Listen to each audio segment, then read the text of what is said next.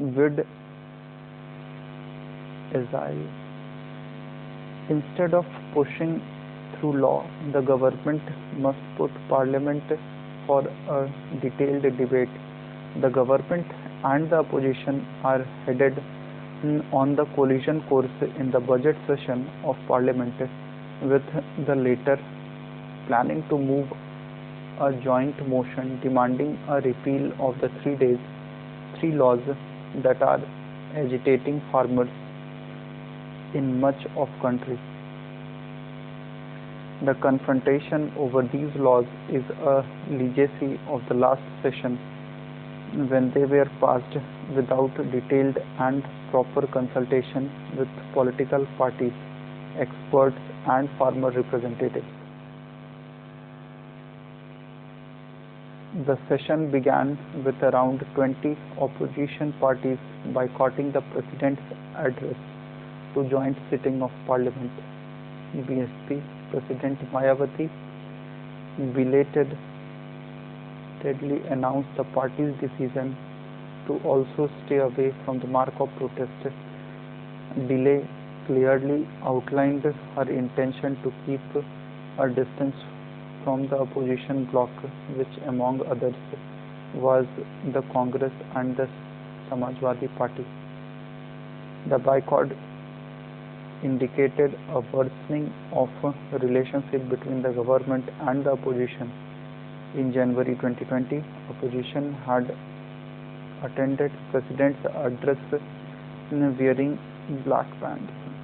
The last time the opposition boycotted the President's address was on November 2019 to commemorate the Constitution.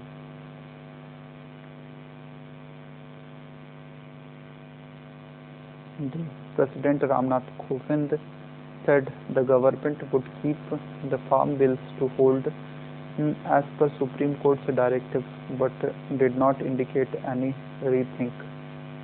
The government has the advantage over the opposition in terms of numerical strength in both House of Parliament.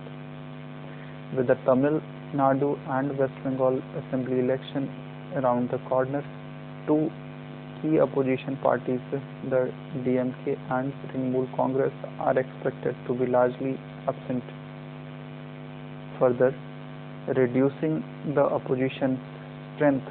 The opposition, despite its united front on the first day of session, has a record of disintegrating the face of Delhi of the BJP's maneuvering in previous session.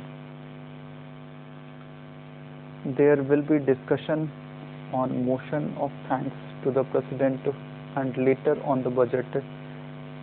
As of now, there is no indication of the opposition skipping these events in legislative business.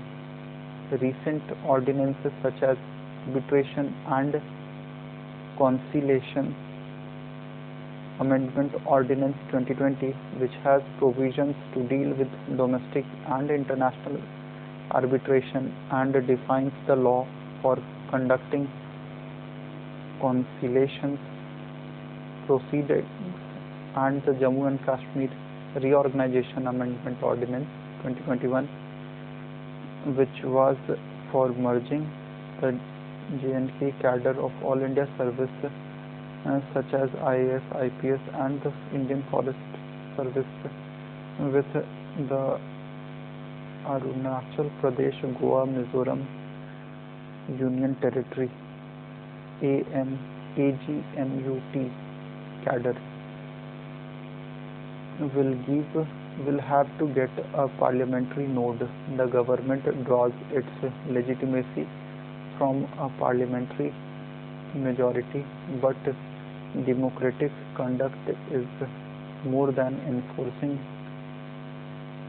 the will of the majority. The government's conduct in the parliament and outside there, where its critics are facing the strong arm of the state machinery, should meet the high standards India has set for itself as a democracy.